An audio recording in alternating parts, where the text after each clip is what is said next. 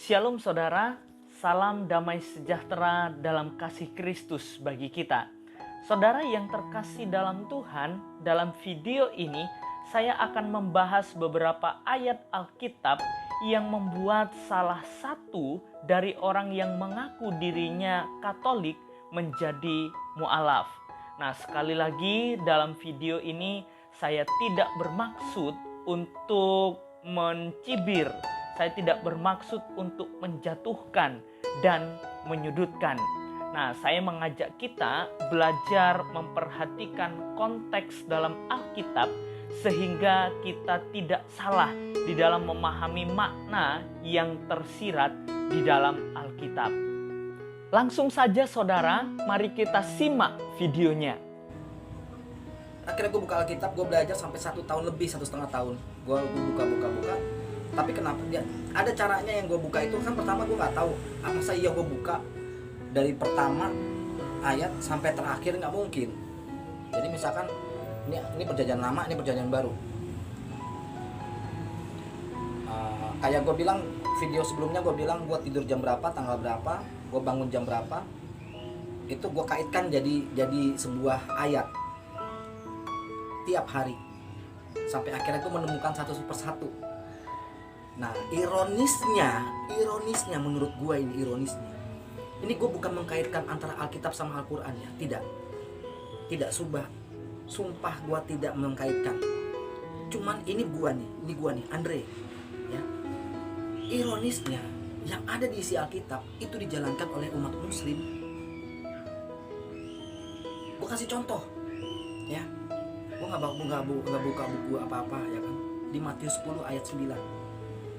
Di situ sudah terang-terangan dilarang untuk meminum anggur, minuman keras, ya kan? Bilang kau masuk ke dalam perkemahan dulu tuh, zamannya dulu itu adalah tempat ibadah. Harusnya bisa membedakan antara kudus yang mana, yang tidak kudus yang mana. Tapi apa ya di gereja? Ada minum anggur. Itu saya nggak habis pikir awalnya. Saya nggak kepikiran. Pada saat saya baca itu di Alkitab, bukan di Al-Quran. Jadi gue bukan jelek-jelekin Alkitab, enggak. Lu salah duga kalau gue bilang jelek-jelekin Alkitab. Alkitab tuh udah bener jalannya. Tapi ironisnya orang Muslim lah yang menjalankannya. Gue belum baca Al-Quran, gue belum. Kenapa gue masuk Islam? Karena terserah. Mungkin Ustadz bilang jangan disamain Alkitab sama Al-Quran. Gue gak nyamain, enggak. Tapi apa kaitannya itu ada. Nah, saudara yang terkasih dalam Tuhan, beliau jelas mengatakan dalam Matius 10 ayat yang ke-9, di situ berbicara tentang larangan untuk minum anggur. Apakah benar demikian? Mari kita lihat kitab Matius pasal yang ke-10 ayat yang ke-9 saya akan bacakan bagi kita. Janganlah kamu membawa emas atau perak atau tembaga dalam ikat pinggangmu. Nah, jelas saudara kalau kita perhatikan ayat ini tidak berbicara tentang larangan untuk minum anggur. Nah, lalu di mana saudara yang benar? Saya coba memperhatikan dan mencari ayatnya di dalam kitab Imamat. Pasal yang ke-10 ayat yang ke-9 saya akan bacakan bagi kita. Janganlah engkau minum anggur atau minuman keras, engkau serta anak-anakmu bila kamu masuk ke dalam kemah pertemuan, supaya jangan kamu mati. Itulah suatu ketetapan untuk selamanya bagi kamu turun-temurun. Nah, saudara, mungkin ini maksud beliau. Nah, jika memang benar ayat ini yang beliau maksud, mari kita perhatikan konteksnya di dalam kitab Imamat pasal yang ke-10 ayat 8 sampai dengan ayat yang ke-11. Saudara perhatikan ayat 8. Tuhan berfirman kepada Harun. Nah, inilah konteksnya. Konteksnya ini Tuhan sedang berfirman kepada Harun. Apa yang difirmankan oleh Tuhan yaitu dalam ayat 9 sampai dengan ayat yang ke-11. Nah, saudara, pertanyaan buat kita, siapa sih Harun? Harun itu kita tahu bahwa dia adalah seorang imam. Nah, tugas imam ialah yang pertama itu mempersembahkan korban. Dan juga tugas imam ialah mengadakan doa syafaat dan juga memberi berkat. Nah, inilah beberapa tugas imam. Nah, dalam tugas pelayanan keimaman inilah Harun tidak boleh mabuk oleh anggur. Perhatikan saudara ayat yang ke-9. Janganlah engkau minum anggur atau minuman keras, engkau serta anak-anakmu, bila kamu masuk ke dalam kemah pertemuan. Nah, di dalam kemah pertemuan itulah Harun harus melakukan tugas atau pelayanan keimamannya. Nah, saudara, mengapa harus tidak boleh mabuk oleh anggur? Karena anggur itu membuat orang tidak konsentrasi. Anggur itu membuat orang lupa diri. Anggur itu membuat orang tidak sadar apa yang harus dilakukan. Nah, oleh sebab itu dalam tugas keimaman itu harus benar-benar konsentrasi, harus benar-benar serius melakukannya di hadapan Tuhan. Karena kalau tidak konsentrasi, kalau salah sedikit pun, maka adalah akan menyebabkan kematian bagi seorang imam. Salah satu contoh ialah kematian Nadab dan Abihu di dalam pasal yang ke-10 ayat yang pertama. Itu adalah kesalahan karena mempersembahkan korban yang asing di hadapan Tuhan. Saya akan bacakan pasal 10 ayat 1. Kemudian anak-anak Harun, Nadab dan Abihu masing-masing mengambil perbaraannya, membubuh api ke dalamnya serta menaruh ukupan di atas api itu. Dengan demikian mereka mempersembahkan ke hadapan Tuhan api yang asing yang tidak diperintahkannya kepada mereka. Lalu saudara, dalam videonya jelas dikatakan di situ di gereja minum anggur. Nah, mungkin saudara kalau saya amati ini menunjuk kepada perjamuan kudus. Nah, saya akan jelaskan di sini perjamuan kudus itu juga disebut perjamuan Tuhan. Karena apa? Karena ini ditetapkan oleh Tuhan Yesus. Perjamuan ini diadakan dalam ibadah jemaat, makan roti dan minum anggur yang melambangkan tubuh Kristus dan darah Kristus. Nah, Tuhan Yesus mengadakan perjamuan dengan murid-muridnya pada malam sebelum ia ditangkap, dihina dan disiksa, bahkan disalibkan, yaitu dalam Matius 26 ayat yang ke-26 sampai dengan ayat yang ke-29.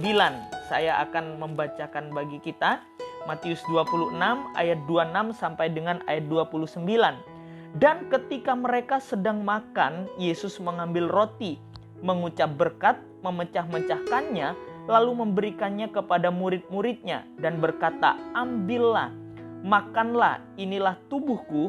Sesudah itu ia mengambil cawan, mengucap syukur, lalu memberikannya kepada mereka dan berkata, "Minumlah kamu semua dari cawan ini, sebab inilah darahku, darah perjanjian yang ditumpahkan bagi banyak orang untuk pengampunan dosa.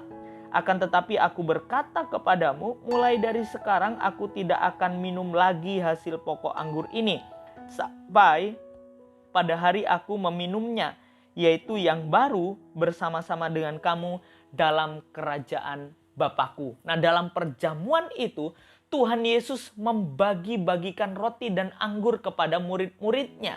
Perjamuan yang diadakan oleh Tuhan Yesus pada malam itu sangat berkaitan erat dengan upacara keagamaan orang Yahudi yang disebut Pesak, atau dalam bahasa Indonesia disebut Paskah, yang artinya berlalu dan atau melewati. Dalam Keluaran 12 ayat yang ke-12 dituliskan demikian, "Sebab pada malam ini aku akan menjalani tanah Mesir, dan semua anak sulung dari anak manusia sampai anak binatang akan kubunuh, dan kepada semua allah di Mesir akan kujatuhkan hukuman. Akulah Tuhan." Nah, saudara, Allah berjanji bahwa dia akan melalui atau melewati setiap pintu yang diberi tanda darah dari anak domba yang mereka sembelih, yang disebut domba Paskah. Saudara yang terkasih dalam Tuhan kita Yesus Kristus, perjamuan yang saya sebutkan tadi itu diteruskan oleh para rasul dan dilakukan dalam ibadat jemaat mula-mula. Mereka berkumpul dan memecahkan roti dan minum anggur. Paulus dan jemaat yang dilayani juga menyelenggarakan perjamuan kudus. Ia mengakui bahwa perjamuan kudus yang dilakukan merupakan ketetapan yang diterima dari Tuhan. Dalam 1 Korintus pasal yang ke-11 ayat yang ke-23 sampai dengan ayat yang ke-25 dituliskan demikian. Sebab apa yang telah kuteruskan kepadamu telah aku terima dari Tuhan, yaitu bahwa Tuhan Yesus pada malam waktu ia diserahkan mengambil roti, dan sesudah itu ia mengucap syukur atasnya, ia memecah-mecahkannya dan berkata, inilah tubuhku yang diserahkan bagi kamu, perbuatlah ini menjadi peringatan akan aku. Demikian juga ia mengambil cawan sesudah makan lalu berkata, cawan ini adalah perjanjian baru yang dimateraikan oleh darahku, perbuatlah ini setiap kali kamu meminumnya menjadi peringatan akan aku. Nah saudara, perjamuan kudus dimulai dari Tuhan Yesus, diteruskan kepada jemaat mula-mula dan selanjutnya kepada orang-orang Kristen sampai sekarang. Jadi saudara, antara perjamuan kudus dan konteks dalam Imamat 10 ayat yang ke-9 ini jelas berbeda, tidak ada sangkut pautnya. Jadi mari kita belajar untuk memahami kebenaran firman Tuhan dengan tuntunan Roh Kudus. Lalu saudara, dalam video berikutnya beliau membahas tentang ulangan pasal yang ke-14. Yaitu orang Kristen dilarang makan babi. Babi adalah binatang yang haram. Nah ini juga dibahas dalam kitab Imamat pasal yang ke-11 ayat yang ke-7. Demikian juga babi hutan karena memang berkuku belah, yaitu kukunya bersela panjang, tetapi tidak memamah biak, haram itu bagimu. Langsung saja saudara, mari kita simak videonya. Satu lagi contoh kayak di Ulangan 14 ayat 8. Ulangan 14 kalau nggak salah. Ayat berapa lupa gua. Dilarang makan babi. Islam tidak melakukan itu. Tapi kita, gua fair-fairan aja. Ini semua ada di Alkitab. Nah saudara, benarkah orang Kristen babi itu adalah binatang yang haram? Saya pikir saudara Louis Prasetyo sudah membahas video tentang bagian ini dengan gamblang. Mari kita perhatikan bersama. Kak, kenapa sih orang Kristen boleh makan babi? Kenapa memangnya? Ada masalah? Ya masalah dong, kan Imamat 11 ayat 7 melarang makan daging babi. Ini buktinya kemarin saya temuin di YouTube. Menurut Imamat 11 ayat 7, babi itu haram. Kami umat Islam mengharamkan babi. Mengikutkan Alkitab. Berarti umat Kristen melanggar hukum yang diberikan dong. Sebenarnya pertanyaanmu itu sudah kuno banget. Dan sudah ketinggalan zaman. Maksud kakak? Pertanyaanmu itu sudah ditanyakan 2000 tahun yang lalu oleh orang-orang Yahudi pada waktu itu. Hah? Yang benar? Beneran. Bahkan jawaban itu sudah ada sejak dulu. Coba kak jelaskan. Dalam Kisah Para Rasul pasal 10 ayat 14-15, Tuhan memberikan pewahyuan kepada Petrus. Suatu kali Petrus naik ke atap untuk berdoa. Waktu itu Petrus sangatlah merasa lapar. Lalu tampak olehnya langit terbuka dan turunlah suatu benda berbentuk kain lebar yang bergantung pada keempat sudutnya yang diturunkan ke tanah. Di dalamnya terdapat berbagai jenis binatang berkaki empat, binatang menjalar dan burung. Kedengaranlah olehnya suatu suara yang berkata, "Bangunlah hai Petrus, sembelihlah dan makanlah." Tetapi Petrus menjawab, "Tidak Tuhan, tidak. Sebab aku belum pernah makan sesuatu yang haram dan yang tidak tahir." Kedengaran pula untuk kedua kalinya suara yang berkata kepadanya, "Apa yang dinyatakan halal oleh Allah, tidak boleh engkau nyatakan haram." Dari penglihatan itu, akhirnya Petrus tahu bahwa binatang yang dulu diharamkan sekarang ternyata tidak. Yang dulu tidak boleh dimakan ternyata sekarang boleh dimakan. Loh kak, kok gitu? Berarti sudah tidak ada yang haram dong? Tetap dong, yang haram itu bukanlah makanan dan minuman yang masuk ke dalam mulutmu, tetapi apa yang keluar dari mulutmu. Bingung saya kak, saya nggak mengerti. Maksudnya apa? Aduh, apakah kamu tidak memahaminya? Tidak tahukah kamu bahwa segala sesuatu yang masuk dari luar ke dalam mulutnya tidak menajiskan? Itu yang dikatakan oleh Tuhan Yesus loh di dalam Markus pasal yang ke-7 ayat yang ke-18. Karena makanan itu tidak masuk ke dalam hati, tetapi masuk ke dalam perut lalu dibuang di jamban. Dengan demikian, ia menyatakan bahwa semua makanan itu halal. Entah daging babi kah, entah daging yang lain kah, apa yang keluar dari mulut orang itulah yang menajiskan. Sebab dari dalam hati orang timbul segala pikiran yang jahat, percabulan, pencurian, pembunuhan, perzinahan, keserakahan, kejahatan, kelicikan, hawa nafsu, iri, hujat, kesombongan, kebebalan. Semua hal-hal jahat ini berasal dari hati dan menajiskan orang.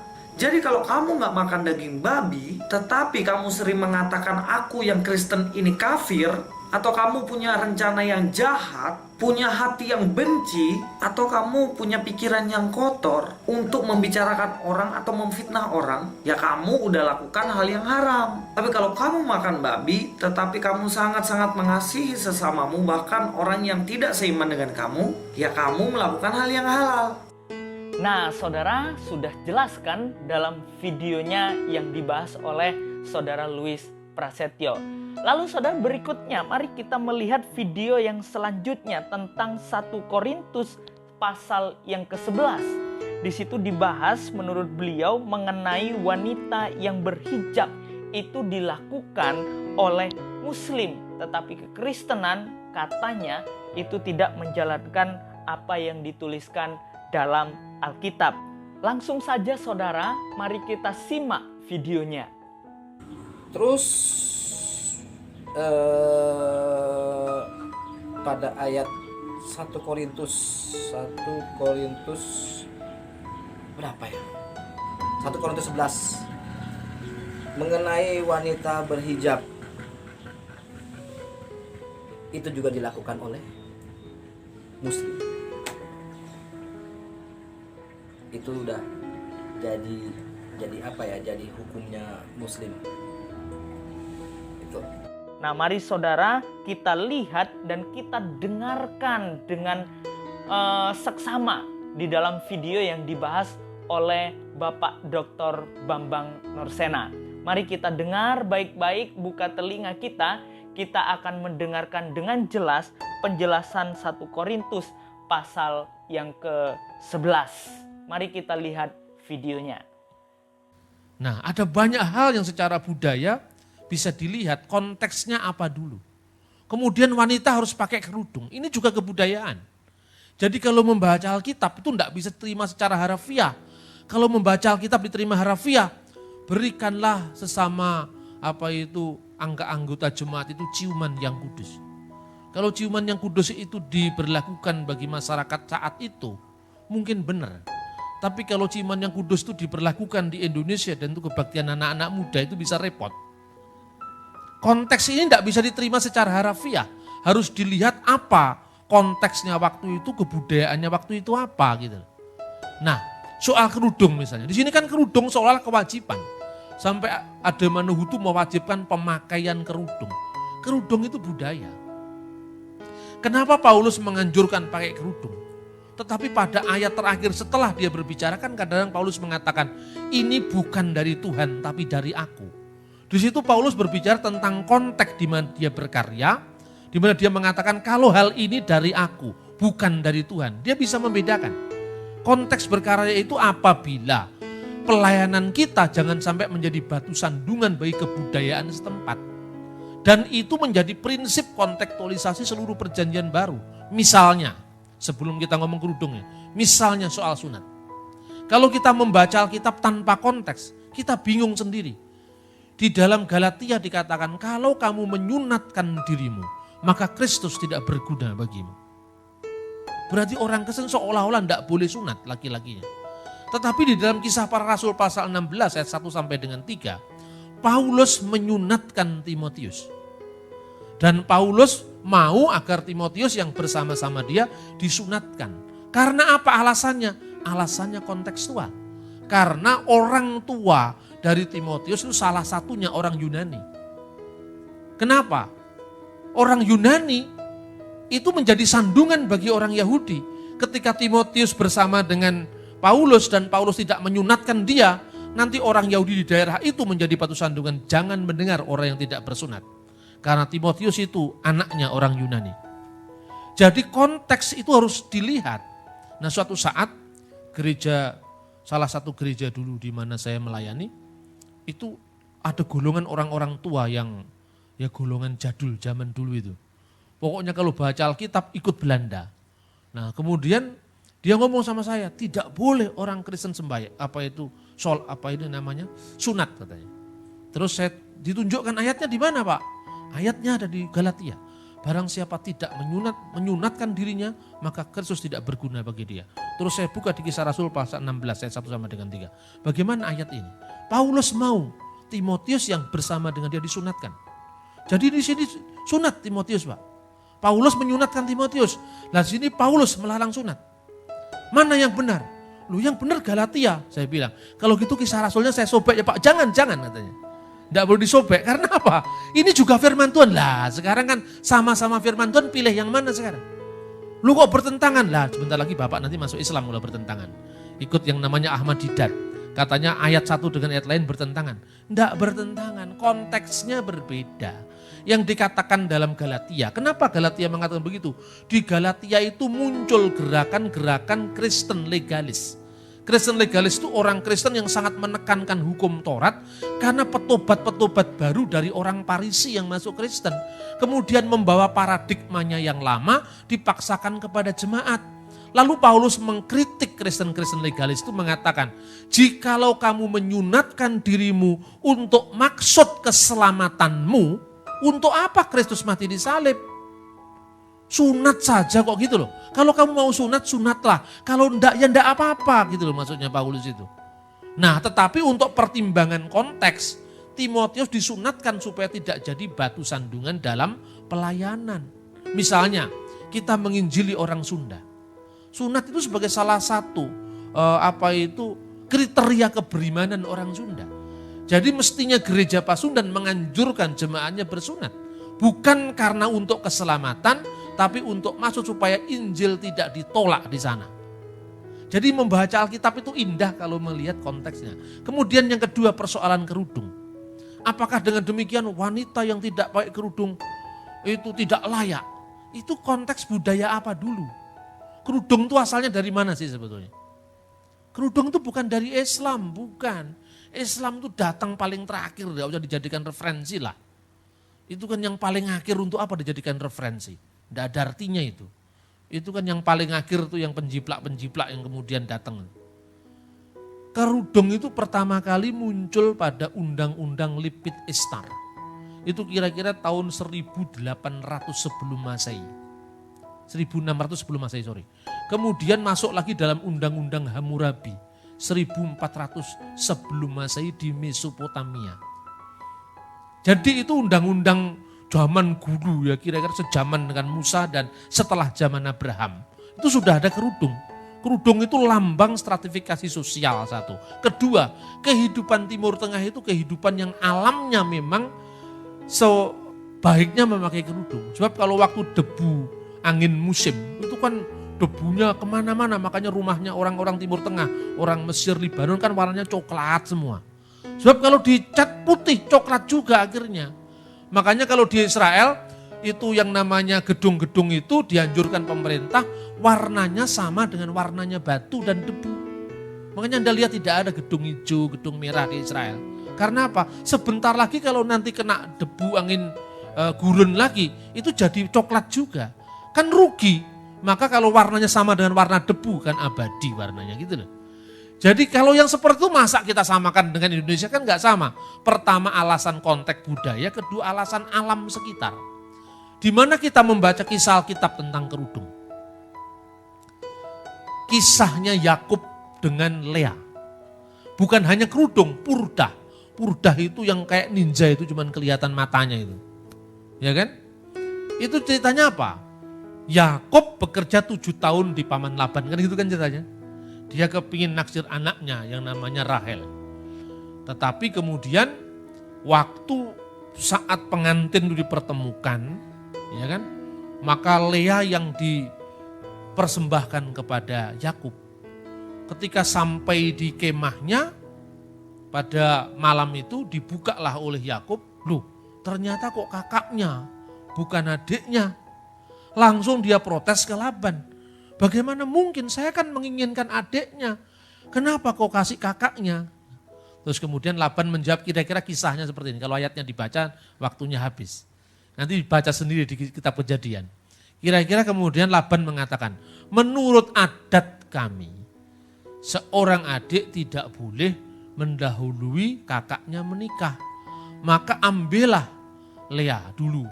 Kalau kamu ingin mendapatkan adiknya, bekerjalah 7 tahun lagi. Dan kamu akan mendapatkan adiknya. Pertanyaannya sekarang, kenapa kok waktu itu Yakub tidak tahu kalau yang diberikan kepada dia itu bukan Rahel tapi Lea?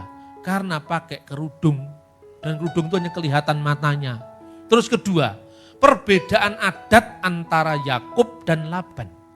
Menurut adat kami, artinya adatnya orang Israel beda dengan adatnya Laban. Laban itu orang mana? Dia yang dikenal dengan orang Aram. Orang Aram itu ada 2. Aram di antara 2 sungai, namanya dalam bahasa Ibrani Aram Naharayim. Sungai Efrat, sungai Tigris, di sini bangsa Aram itu Mesopotamia, sekarang Irak. Sementara Yakub mewakili Israel, buktinya apa? Bahasanya berbeda. Tatkala dia mengikat perjanjian antara Laban dan Yakub, Yakub menamai batu tempat di mana menjadi tanda perjanjian itu Galet, artinya timbunan batu. Tetapi si Laban menamainya dengan bahasa Aram, Zegar Sehaduta. Zegar itu bahasa Aram artinya hajar bahasa Arab. Sehaduta itu bahasa Arabnya as-sahadat. Jadi batu kesaksian. Artinya Yakub punya budaya yang beda dengan Laban, satu. Termasuk Yakub tidak mengenal pemakaian kerudung, Laban memakai kebudayaan yang mengenal kerudung, gitu kan? Kedua, Yakub memakai bahasa yang berbeda dengan Laban. Yakub memakai bahasa Ibrani, Laban memakai bahasa Aram. Jadi lewat sejarah love story dari para bapak bangsa ini menunjukkan bahwa kerudung itu masuk pertama kali di kebudayaan Yahudi sejak zaman Yakub. Sebelum itu kerudung tidak dikenal dengan kebudayaan Yahudi. Lalu setelah itu masuk dalam kitab Talmud. Kitab Talmud itu kitab hukumnya orang Yahudi. Kemudian diteruskan oleh orang-orang Kristen Ortodok di Timur Tengah, di Rusia, di Eropa Timur. Nah maka kita bisa lihat bagaimana orang-orang Kristen kalau sembahyang di gereja juga pakai jilbab, pakai apa itu penutup kepala, bisa dilihat lah ini. Ini orang-orang Kristen Ortodok kalau sembahyang pakai penutup kepala. Ini menunjukkan bahwa sebetulnya ini bukan kebudayaan Islam, ini kebudayaan Timur Tengah. Tetapi orang Kristen yang seperti ini pun kalau di Australia tidak pakai kerudung lagi, karena kebudayaannya lain. Jadi untuk apa ada Manuhutu harus mewajibkan kerudung? Karena dia tidak tahu konteksnya, gitu loh. Bapak, Ibu, Saudara-saudari. Jadi ini beda.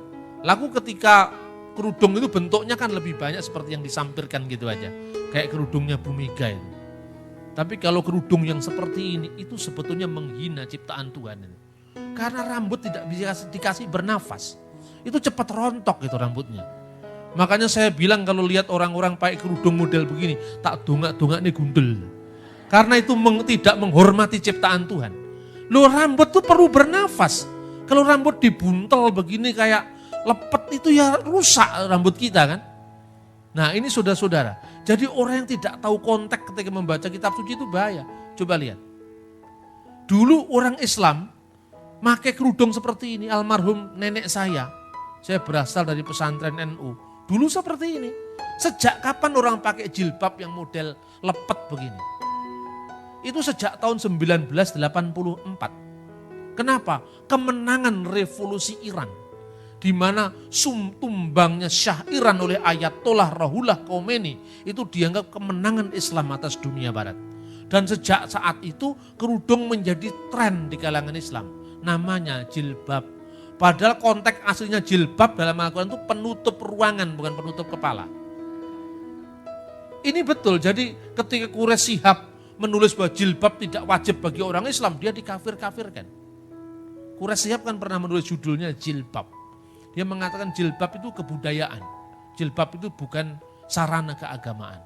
Jadi dengan melihat ini ada konteks di mana orang Kristen waktu itu berbeda dengan konteks kita sekarang. Makanya Paulus tidak berani memutlakkan ayat 16. Tetapi jika ada orang yang mau membantah kami maupun jemaat-jemaat Allah tidak memiliki kebiasaan yang demikian. Saudara yang terkasih dalam Tuhan, saya pikir video yang dibahas oleh Bapak Dr. Bambang Nursena itu sudah sangat jelas membukakan wawasan kita tentang hijab. Nah saudara, mari kita belajar. Biarlah melalui video yang saya bagikan boleh menjadi berkat bagi kita semua, bahkan memperkuat iman percaya kita tetap berserah penuh kepada Tuhan. Dan saudara, ketika kita membaca firman Tuhan, mintalah hikmat daripada Tuhan dan tuntunan Roh Kudus supaya kita mengerti apa makna yang tersirat di dalam Alkitab. Biarlah apa yang saya bagikan boleh menjadi berkat bagi kita semua. Tuhan Yesus memberkati.